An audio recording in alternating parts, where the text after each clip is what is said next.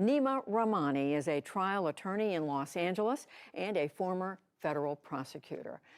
Mr. Rahmani, this is, as we said, taken a lot of people by surprise. In a nutshell, what did the court decide? Judy, you said it. Stunning. I think we were all surprised when the Supreme Court, Pennsylvania Supreme Court, issued its opinion today.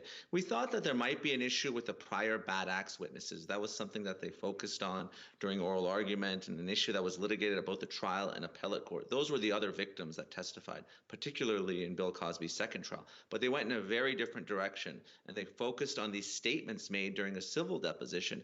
And not only did the court go so far as to exclude these statements in violation of Bill Cosby's Fifth Amendment privilege against self-incrimination, they essentially said that Bruce Castor, the former district attorney, gave Bill Cosby a deal, and they enforced this agreement that would preclude subsequent district attorneys, including Judge Furman and District Attorney Steele, from actually prosecuting Bill Cosby. So this was unprecedented, unexpected, and frankly, unheard of. And we should say Mr. Castor was one of the attorneys representing former President Trump in his trial before the United States Senate after impeachment. But I want to ask you, you mentioned this is unprecedented. So as the state Supreme Court looked at this, what was it that they said the court in making the original decision that sent Mr. Cosby to prison had overlooked? What didn't happen here that was supposed to happen?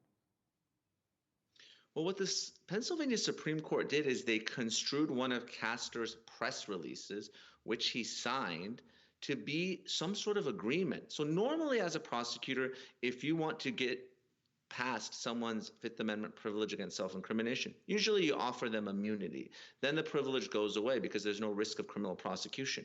Or you can do a non-prosecution agreement. That's what Alex Acosta famously gave Jeff Epstein in Miami. But, a decision not to prosecute, that's something that prosecutors do every single day.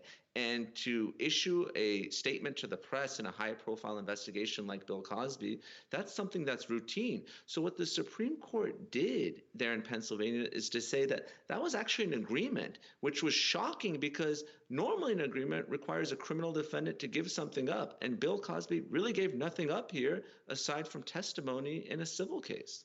Is there recourse, Mr. Rahmani, for the prosecution in any way here? There really isn't, at least stateside, Judy. The doors are closed. Had the Pennsylvania Supreme Court simply suppressed the evidence, those damaging statements about drug use and sexual activity that Bill Cosby made in the civil deposition, then the district attorney's office could go back and retry the case. But since they took it so far and said that there's actually an agreement not to prosecute, state prosecutors have their hands tied. They cannot go after Bill Cosby anymore.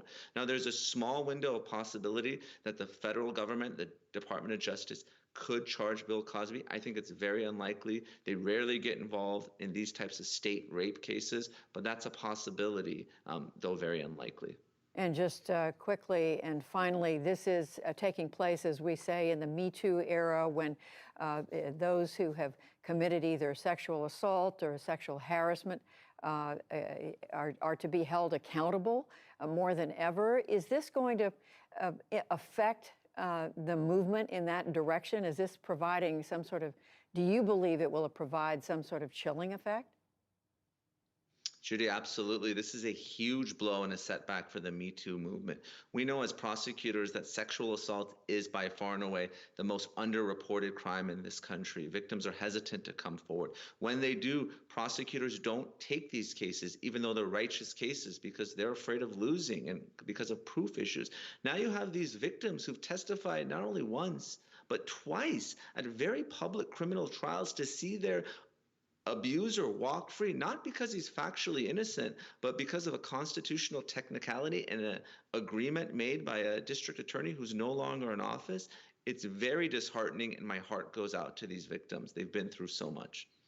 Attorney and former federal prosecutor Neama Rahmani, thank you very much.